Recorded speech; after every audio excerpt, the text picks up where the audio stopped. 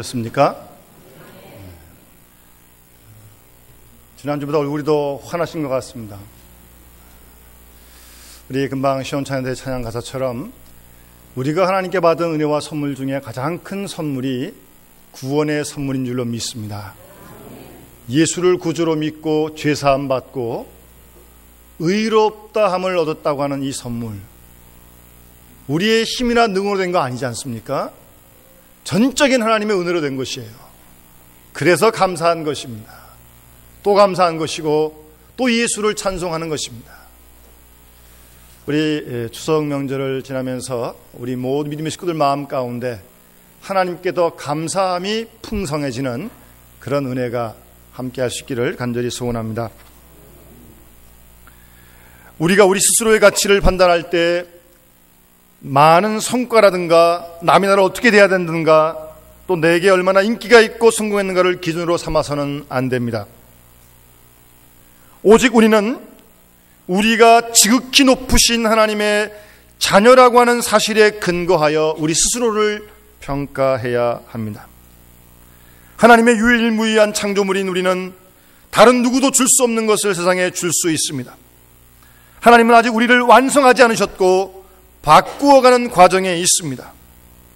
따라서 우리의 단점까지도 포함한 현재 우리의 모습을 우리는 사랑하고 인정해야 합니다. 왜냐하면 이 모습 이대로를 하나님이 사랑하시기 때문입니다. 여러분, 가끔 여러분 스스로가 좀 미울 때가 있으시죠? 있으시잖아요. 우리가 언제나 잘하는 거 아니니까요. 저도 그럴 때가 있는데, 그럴 때마다 저는 이 스바냐서 3장 17절 말씀을 조용히 한번 암송해 봅니다. 너희 하나님 여호와가 너희 가운데 계시니 그는 구원을 베푸실 전능자시라. 그가 너로 인하여 기쁨을 이기지 못하여 하시며 너를 잠잠히 사랑하시며 너로 인하여 즐거이 부르며 기뻐하시리라. 아멘. 그래서 이 말씀을 이렇게 암송을 하면서 이렇게 묵상을 해보면 좀 제가 보기에도 좀 못마땅하고 마음에 안 들다가도 하나님이 잠잠히 저를 사랑하십니다. 그 부분에 제가 아주 감동을 받습니다. 잠잠히 하나님께서 사랑하신다. 그러나 아직도 이런 놀라운 사실을 깨닫지 못한 사람이 우리 주위에 많이 있습니다. 사실 우리가 만나는 여러 가지 많은 문제의 원인을 거슬러 올라가 보면 자기 자신을 사랑하지 못하는 데서부터 많은 문제가 생깁니다.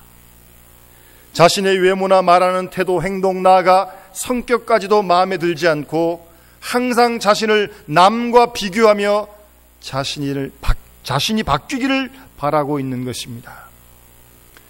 하나님께서 창조하신 우리 모습 이대로, 우리를 그대로를 사랑해야지 이 모습이 달라지기를 바라지 말아야 합니다.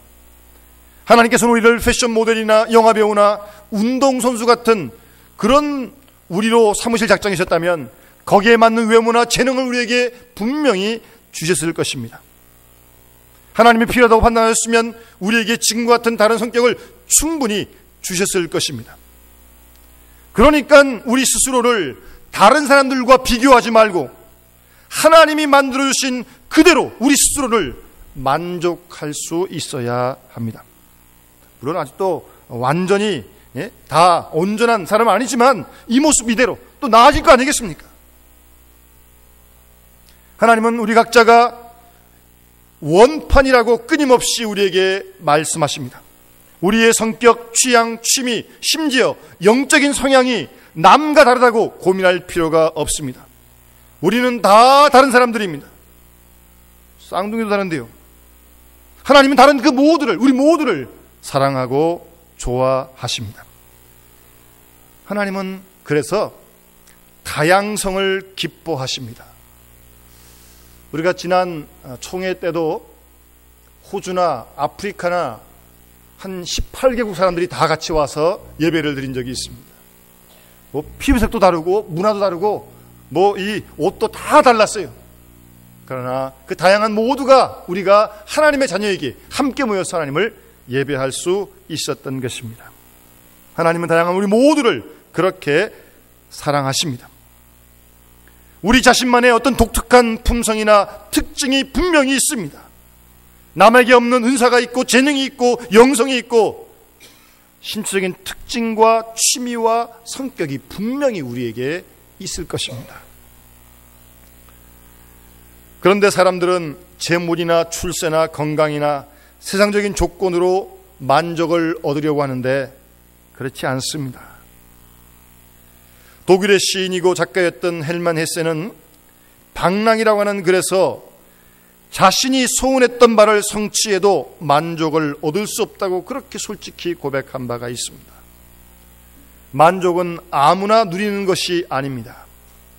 우리가 잘 아는 욥은 극한 시련 가운데서도 내가 모태에서 적신이 나와 싸운즉 또한 적신이 그리로 돌아가올지라 주신 자도 여호와시요 취하신 자도 여호와시오니 여호와 이름이 찬송을 받으실지니라고 그 고난 가운데서 만족하게 고백하고 있습니다. 하나님을 기뻐하는 사람은 행복한 사람입니다. 또한 하나님이 기뻐하시는 사람은 최고로 행복한 사람입니다. 우리 모두는 힘들고 어려운 시대를 살아가고 있습니다.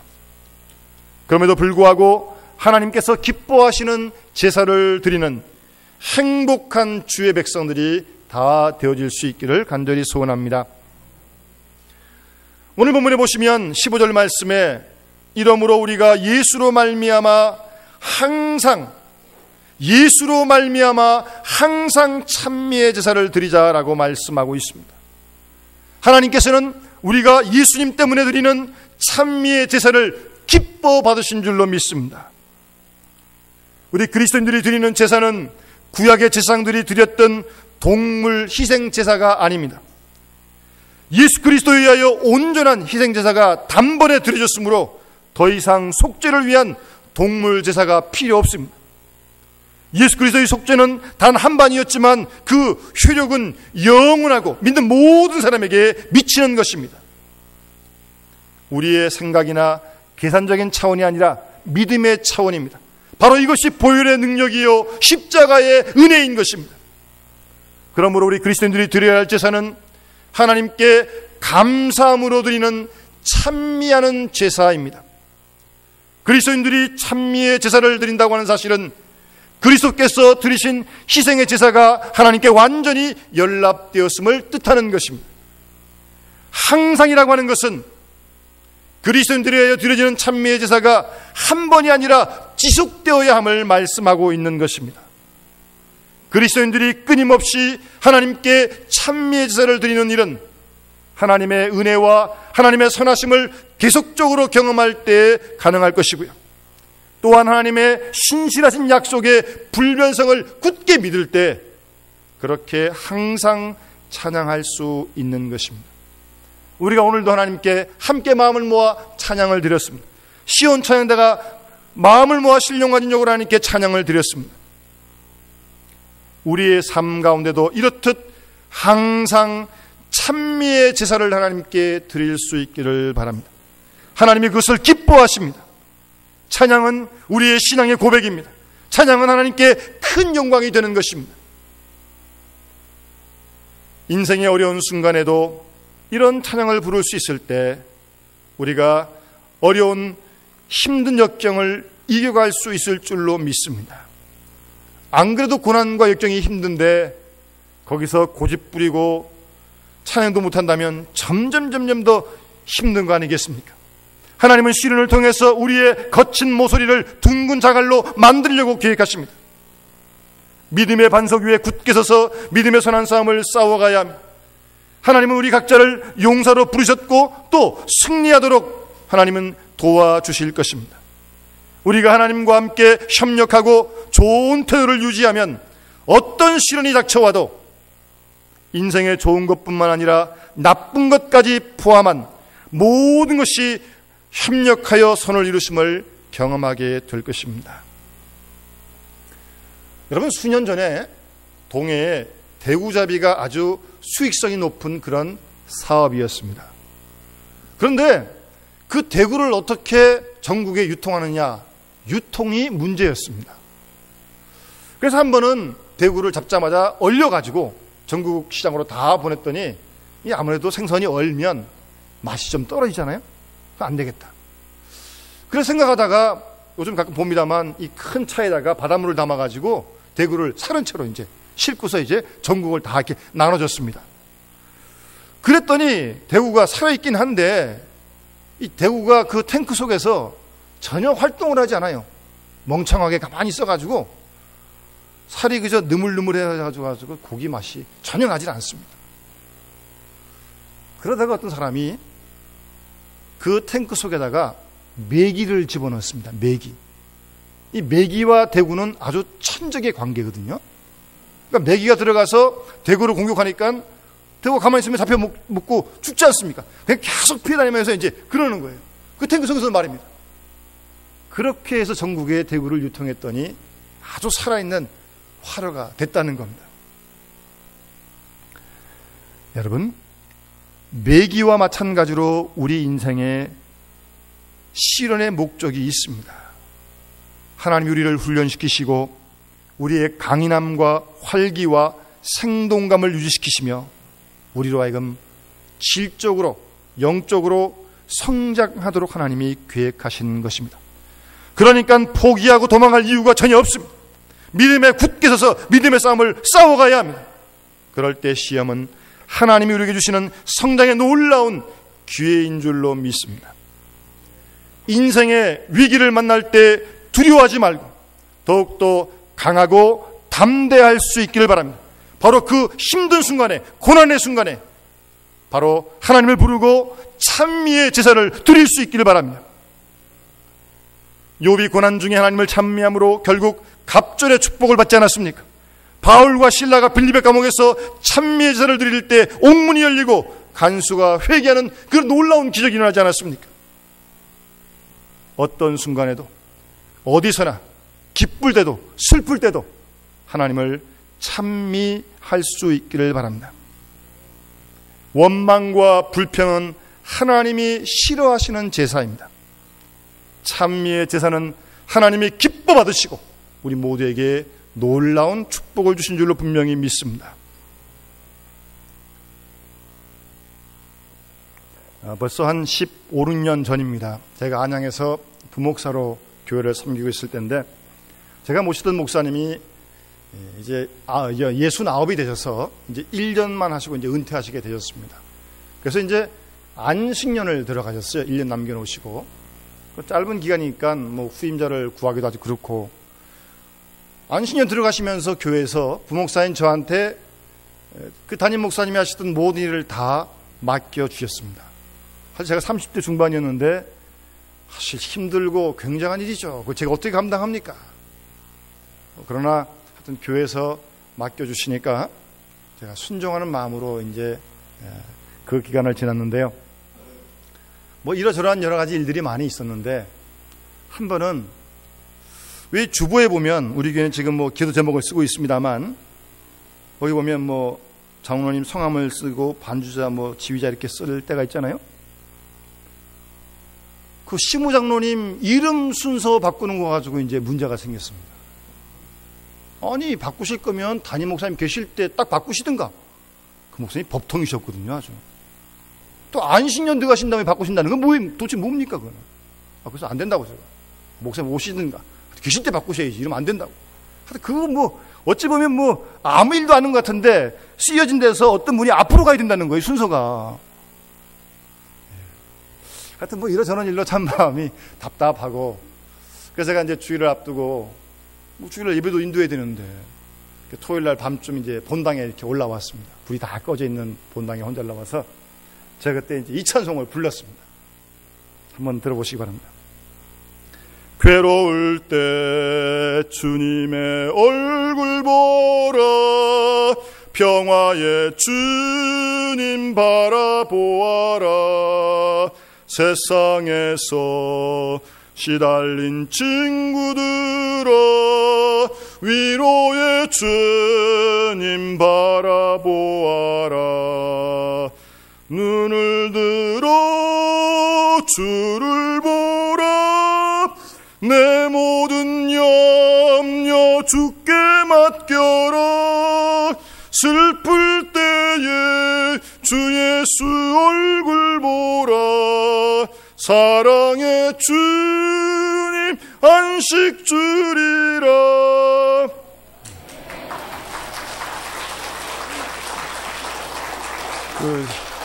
제가 혼자 밤에 불렀을 때는 이렇게 못 부르지 않았는데 여러분들 많이 계시니까 목에 힘이 많이 들어갔죠.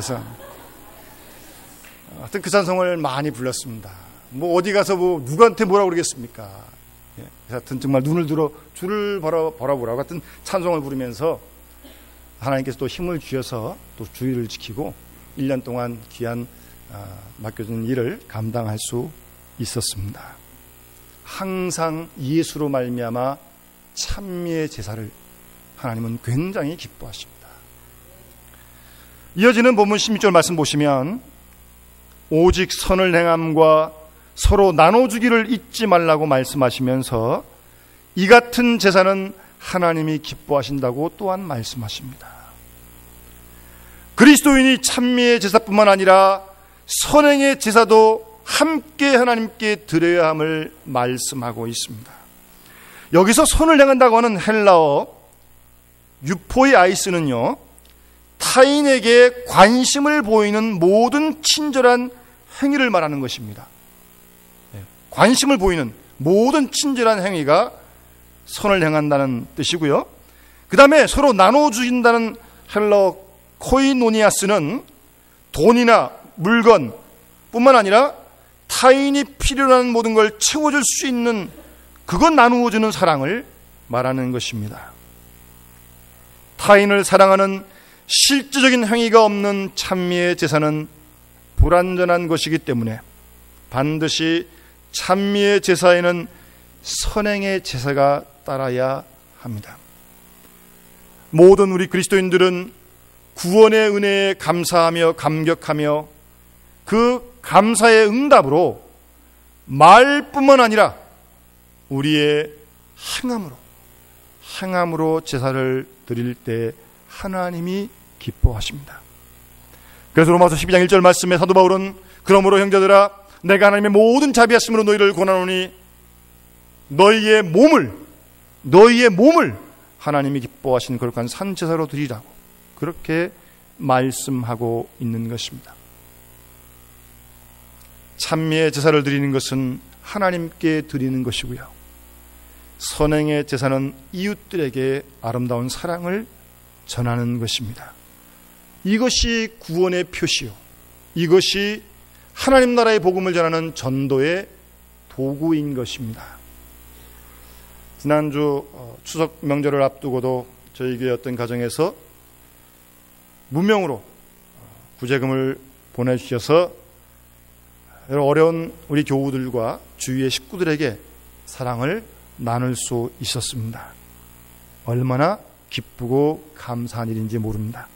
하나님이 몹시 기뻐하시는 일입니다. 어찌 보면 우리가 우리 일생에서 당하는 여러 가지 작고 큰 고난들이 있는데요, 사실은 하나님은 그 고난을 통해서 자신에게 매여있는 모든 것들을 끊고 주의를 바라보도록 하나님은 그렇게 만들어 가시는 연단의 과정인 줄로 믿습니다. 따라서 우리는 당하는 고난을 통해서 하나님의 뜻이 무엇인지 깨닫게 되고요, 하나님의 원하시는 곳으로 가고요, 성도의 강건함을 회복하기도 합니다. 그래서 시편 119편 71절에서 시인은 고난당한 것이 내게 유익이다, 이로 인하여 내가 주의 윤례를 배우게 되었다고 그렇게 고백하고 있습니다. 사람이 아파보지 않으면 아픈 사람 심정 모릅니다. 사람이 좀 어려워보지 못하면 어려운 사람의 형편을 헤아리지 못해요. 그런 의미에서 고난은 우리로 하여금 나에게 묶여있지 않고 우리 주위의 이웃들을 돌아볼 수 있는 마음과 사랑을 하나님이 주시고자 하는 그런 방편인 것입니다. 때로 우리 주위에 참 용납하기 힘든 사람들이 들어 있어요. 여러분, 짐승들은요, 동물학자 이야기에 의하면 어떤 싸우다가도 자기가 항복한다는 표시를 딱 하면 더 이상 공격하지 않는다고 합니다. 예를 들어서 원숭이가 엉덩이를 딱 들고 땅에 바짝 엎드리면 이것은 항복이라는 뜻이기 때문에 상대가 절대 공격하지 않는답니다. 개가 꼬리를 내리고 목을 보이면 이미 더 이상 싸울 의사가 없다는 뜻입니다. 그러면 절대 공격하지 않습니다. 그게 동물의 질서인데 사람들은 그렇지도 않아요. 항복했는데도 그냥 가서 그냥 또 밟고 그냥 참 어찌 보면 무섭고 잔인한데요. 여러분, 그래도 그런 사람들까지 하나님이 사랑하시는 거 아닙니까? 그분들도 예수 믿고 구원받고 주 앞으로 돌아오기를 하나님이 원하셔서 이 땅에 예수 그리스도를 보내주신 거 아닙니까? 여러분, 성도는 선행과 구제로 많은 사람들의 마음을 감동시켜 하나님의 자녀로 삼을 수 있어야 합니다. 우리 믿음의 사람들이 불신자보다 인색해서는 안 됩니다. 전도의 방해가 되고 하나님의 영광을 가리게 될 것입니다. 따라서 우리 모두 선행의 제사를 드림으로 하나님을 기쁘시게 드리는 우리 모든 식구들이 되어질 수 있기를 간절히 소원합니다. 이어지는 본문 말씀 보게 되면 17절 말씀에 순종의 제사를 하나님이 기뻐하신다고 말씀하십니다. 너희를 인도하는 자들에게 순종하고 복종하라. 저희는 너희를 위하여 경성하기를 자기가 회개할 자인 것처럼 하노니라. 인도하는 지도자들이 그 교인들이 회개할 것을 마치 자기가 회개할 것처럼 하는 사람이 바로 그들이라는 거예요.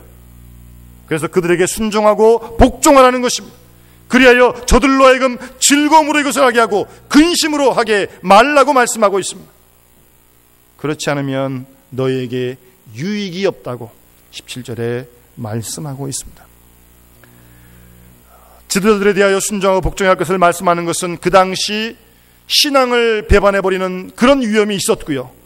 또 이해관계에 직면하여 지도자들을 따르지 않는 그런 대적하는 경향이 있었기 때문에 이렇게 말씀하고 있는 것입니다. 지도자들은 그리스도인들의 영적 생활과 행복을 위하여 날마다 깨어있어 돌보는 사람들입니다. 그러기에 그리스도인의 공동체는 존경과 순종을 그들에게 드려야 하는 것입니다. 참된 지도자들은 언제나 하나님께서 책임 이행에 대한 답을 요구하실 때 응답해야 하는 책임을 가지고 있어서 거짓 교사들과 같이 이상한 다른 가르침을 전하지 아니하고 오직 하나님의 말씀만을 전파하며 그리스도인들을 돌보고 양육합니다. 그리스도인들이 그런 지도자에게 순종하는 것, 그래서 지도자들이 양떼를 편안하게 즐거움으로 돌볼 수 있도록 하는 것, 그것을 말씀하고 있는 것입니다. 만약 그리스도인들의 불순종과 고집으로 인하여 지도자들이 자신들의 책임을 이행하는 것이 부담스럽고 근심스러운 일이 된다면 그 지도자의 인도함을 받는 그리스도인들에게도 전혀 유익이 되지 못합니다. 지도자들이 책임과 또 그리스도인의 순종은 서로에게 큰 즐거움과 유익이 되는 것입니다. 서로에게 슬픔과 손해가 되지 않도록 지도자와 교인들이 함께 협력하고 기도하고 순종하는 그런 복된 관계가 되어야 할 것입니다. 사랑하는 여러분 주위에 때로 마음에 안 드는 사람들 많이 있는데 사람이 실수가 없을 수 없잖아요. 누구나 다 실수는 있는 거 아니겠습니까? 여러분, 혹시 억울하게 힘든 일을 당할 때 그 상대를 잡으려고 애쓸 필요 없습니다.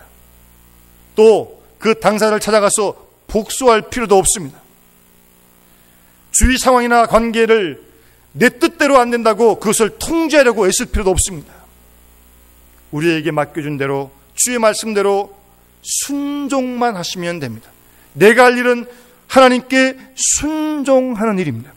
주의 말씀에 순종하는 일입니다.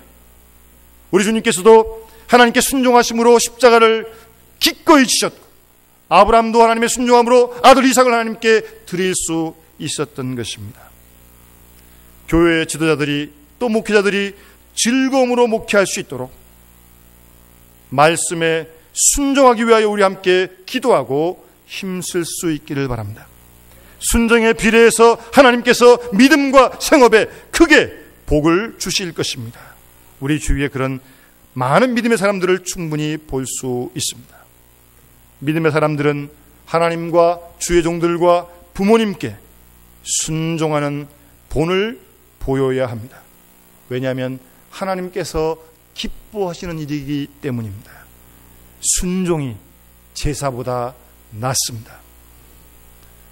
사랑하는 성도 여러분, 좋은 열매 맺는 이 가을, 우리 모두들도 하나님께 예수로 말미암아 항상 찬미의 제사와 그리고 선행의 제사와 순종의 제사를 드림으로 하나님을 기쁘시게 드리는 우리 모든 믿음의 식구 될 수 있기를 주의 이름으로 축원합니다. 기도하겠습니다. 사랑의 아버지 하나님, 감사합니다. 이 좋은 가을에 높고 푸른 날씨와 아름다운 만물들이 열매를 맺는 좋은 계절에 거룩한 성의를 기억하여 하나님께 올라와 신령과 진정으로 예배할 수 있도록 인도해 주시니 감사와 찬송과 영광을 돌려드립니다. 아버지 하나님, 오늘 말씀을 들으며 우리가 우리 스스로를 돌이켜보면 하나님께 더욱더 항상 찬양하지 못한 저희들의 어리석음을 용서하여 주시옵소서. 쉽게 불평하고 원망하고 짜증냈던 일들 주님 용서하여 주시옵소서. 우리의 된 모든 것이 하나님의 주신 것이 선물인데 받은 사랑과 은혜를 나누지 못하고 사랑을 베푸는 일에 인색했던 저희들의 어리석음을 주님 용서하여 주시옵소서. 주의 말씀에 순종하지 못하고 따르지 못했던 모두의 어리석음을 주님 용서하여 주시옵소서. 아버지 하나님, 우리 모두로 하여금 오늘 주신 말씀을 다시 한번 마음에 새기며 항상 예수 그리스도로 말미암아 주님을 찬양하며 서로 나눠주기를 좋아하고 선을 행하며 그리고 늘 하나님이 세우신 종들을 위해 기도하고 그 말씀에 순종하는 저희들이 되어서 하나님을 기쁘시게 하는 우리 모든 믿음의 식구들 될 수 있도록 하나님 축복하여 주시옵소서. 주 예수 그리스도 이름으로 간절히 기도드리옵나이다. 아멘.